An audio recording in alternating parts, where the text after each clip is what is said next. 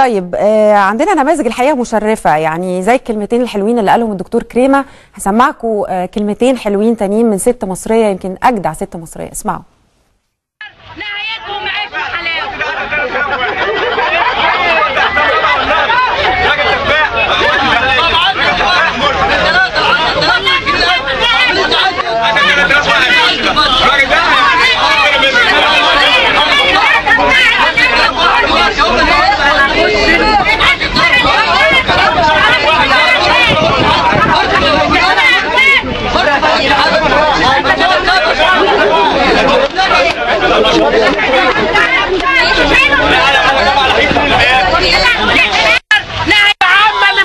انت بتاخدي كام؟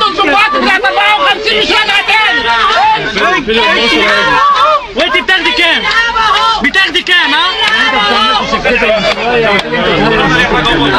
يا عم اسكت يا عم.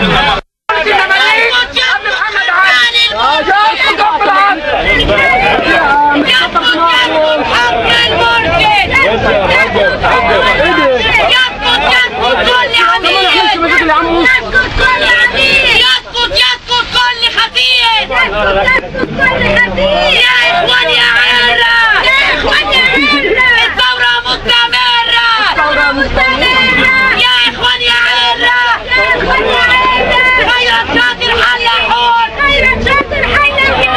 مشروع نهضة الاحفاد الاخوان الكذابين، يحكوا علينا باسم الدين، الحرية وقالوا عدالة، والاخوان ما فيهاش رجالة، الاخوان الارهابية، الجماعة الارهابية، ثورة شباب ضد الارهاب، ثورة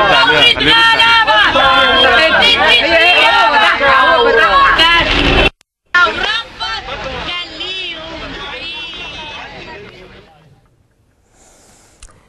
ست ب100 راجل الحقيقه.